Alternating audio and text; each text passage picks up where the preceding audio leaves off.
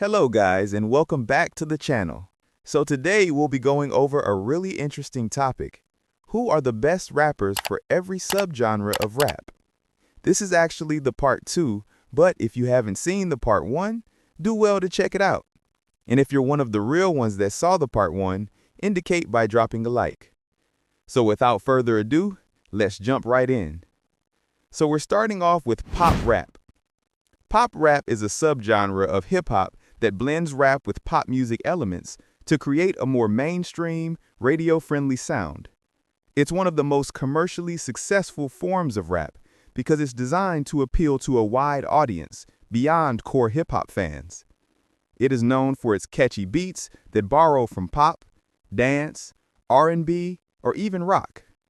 Hooks are often sung, sometimes by the rapper, sometimes by a featured pop vocalist.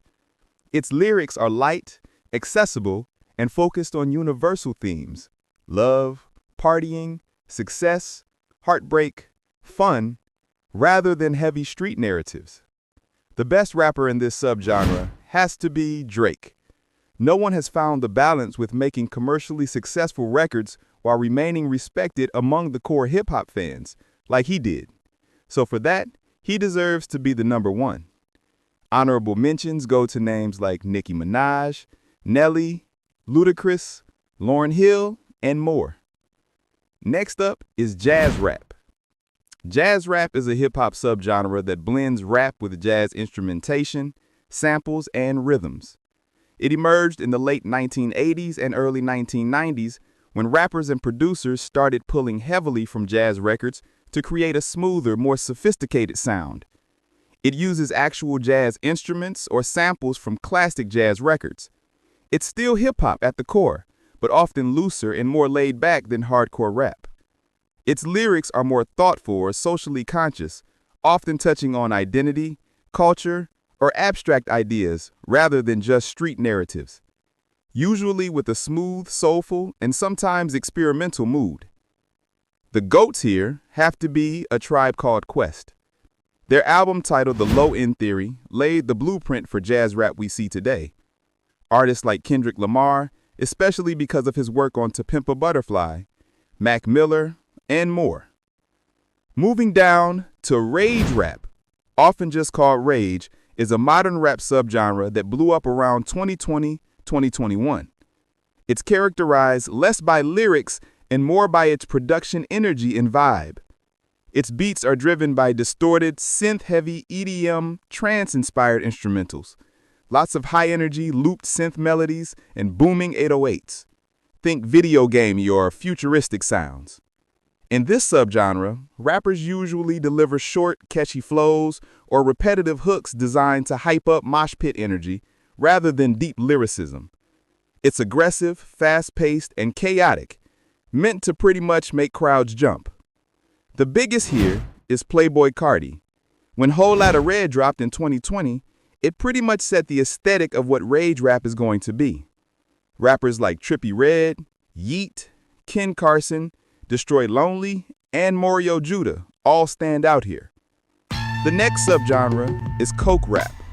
Sometimes called crack rap, is a subgenre of hip-hop that focuses heavily on drug dealing narratives, especially white substance trafficking. It's not just about mentioning drugs and stuff, but it also involves detailed storytelling and luxury imagery.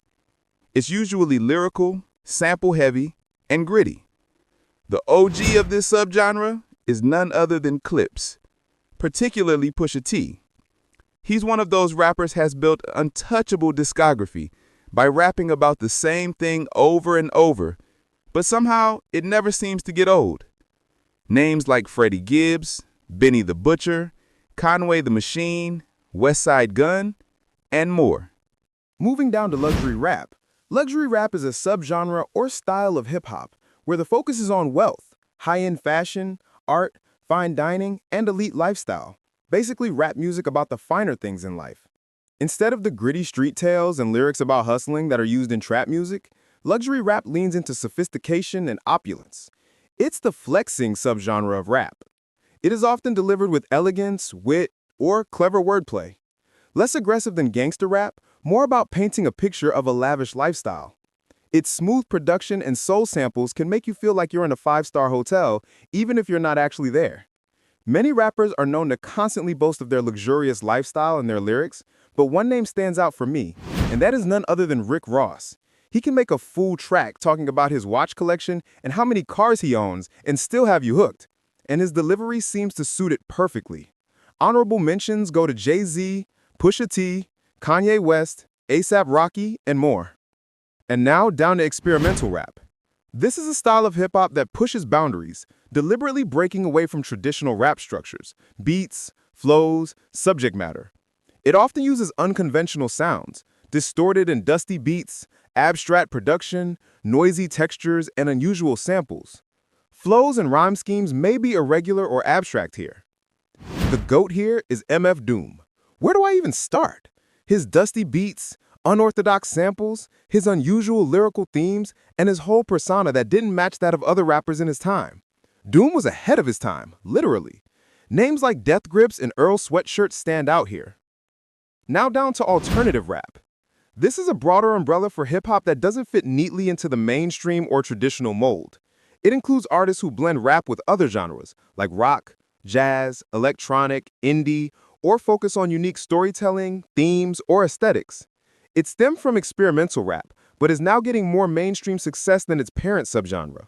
The best rapper to do it here is Tyler, the Creator. His ability to constantly push boundaries is just insane, although he has admitted to have gotten inspiration from pioneer experimental rap artists like MF Doom. He has kept up with this sound for an impressive amount of time whilst constantly switching his sound. Honorable mentions go to Outkast, JPEG Mafia, and Danny Brown, and more. And now down to G-Funk, short for Gangsta Funk. This is a subgenre of hip-hop that emerged on the West Coast in the early 1990s. It's basically gangster rap blended with funk music, creating a smooth but heavy sound that became the signature of West Coast rap's golden era. It involves the heavy use of 1970s funk samples, slow, laid-back beats, perfect for cruising. Smooth, melodic delivery, even when talking about street life. The best rapper in this subgenre is Snoop Dogg, no questions asked. Names like Dr. Dre, Warren G, Nate Dogg, and Ice Cube all deserve shoutouts in this subgenre. And now for the last subgenre of this video, boom bap. This is a style of hip-hop production that dominated rap in the late 1980s through the 1990s, especially on the East Coast. The modern hip-hop fans may not be too familiar with this. The name itself comes from the drum pattern. Boom for the hard-hitting kick drum, and bap for the sharp snare drum. It's usually built around punchy drums with a raw, gritty feel, heavy use of samples, often from jazz, funk, or soul records. Looped melodies or chopped samples layered over the drums, a simple but head-nodding rhythm that gives rappers space for lyrical delivery.